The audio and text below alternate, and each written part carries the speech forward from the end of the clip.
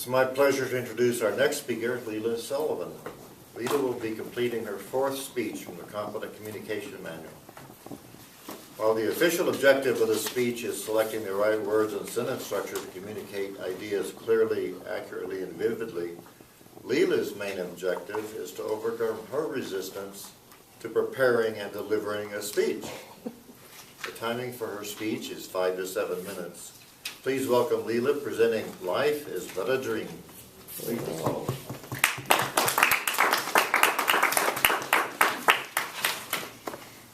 First, I would like to congratulate Michael on a fantastic icebreaker. It's my fourth one. It's taken me 6 months to get back up here, and I still have notes. But if I wasn't willing to just accept that, then I wouldn't be up here today. So, here we go.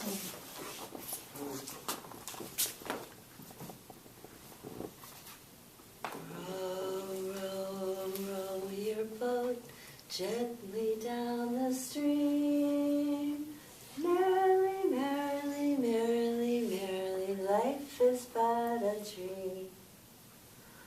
Row, row, row your boat gently down the stream, merrily, merrily, merrily, merrily, life is but a dream.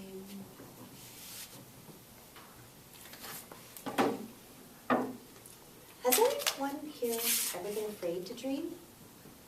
Am I the only one that's really been afraid to have a dream and allow that possibility?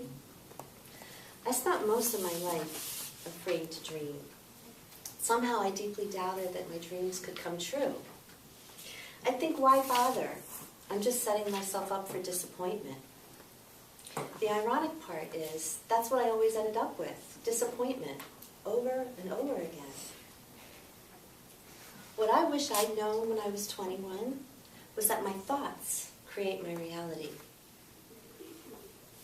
For more than 20 years now, I've been aware of Gandhi's quote, "Be the change you want to see in the world."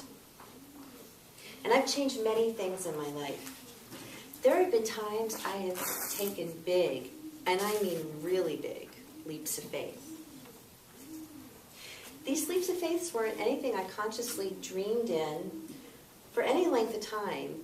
They were more like spontaneous decisions that took about 9 months to incubate.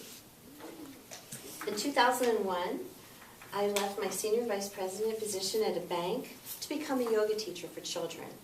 I knew nothing about yoga and nothing about children, but I knew this was something I needed to do, and I figured I was too busy at the bank, so I better get busy and just dive in and do it. In 2004, with the knowing that I was meant to live somewhere on the West Coast, I flew from Baltimore to Seattle, Washington. I rented a convertible, and I drove Pacific Coast Highway all the way to Santa Barbara looking for home. I found home in Ojai, California. It was an amazing place to live for 5 years. My personal mantra that guided me through these big leaps was that it's going to be more amazing than I can possibly imagine. It always is.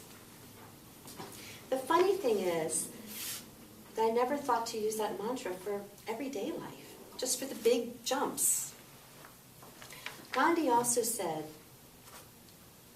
thoughts become words, words become behaviors, behaviors become habits, habits become values, and values become destiny.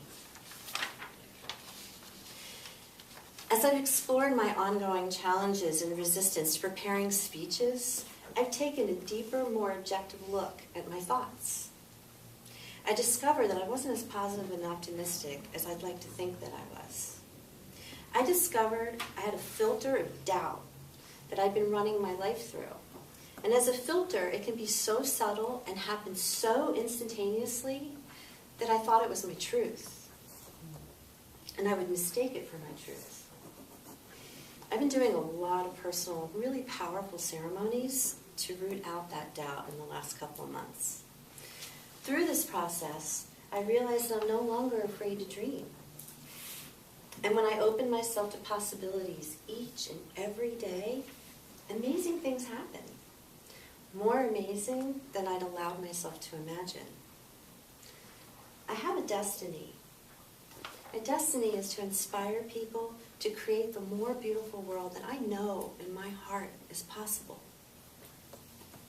And to accomplish this, much within me still needs to change. And that's okay. There's a musician that has inspired me greatly. I first became aware of him the weekend that I left here after my last speech in September. He was the closing act at the festival that I was at.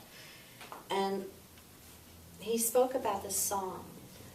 And he talked about how his grandmother used to always say to him, you can't rush your healing. And that when he writes songs, sometimes he knows exactly what it means as he writes it. Other times it takes years to know what it means. And he had no idea what this song meant. And then he had this opportunity last year, I think it was last year, to travel to Australia to sing. And right before he was supposed to get on the plane, he ended up in the hospital with a staph infection in his brain. And he thought, why me? Why now? I had this great opportunity. What is going on? His wife canceled her plans. She was on her way to Nepal. And as they sat in the hospital, the earthquake happened in Nepal, right where his wife was going to be. And he's telling this story leading into singing the song. And it took him a while. He said, I swear I'm going to get to it. I keep crying, I know. But he was so touched and so moved. And I fell in love with this man. And I've been following his music ever since. And my favorite line from that song, you can rush your healing, darkness has its teachings. I've always loved drums. I've taken a couple lessons through the years, and I've always loved to sing, but I've only ever done that in the shower, until today. Well, no, that's not true. But I did it in the shower where no one could really hear me. A few months ago, I learned about this technique to sing into the side of a frame drum, and I knew it was something I needed to do. Now, I could have told myself, why bother? Like, I don't really know how to sing. Or I could keep practicing and taking chances. I have a feeling it's going to be more amazing than I can possibly imagine. And if you like, you're welcome to join me. Row, row, row your boat gently down the stream. Merrily, merrily.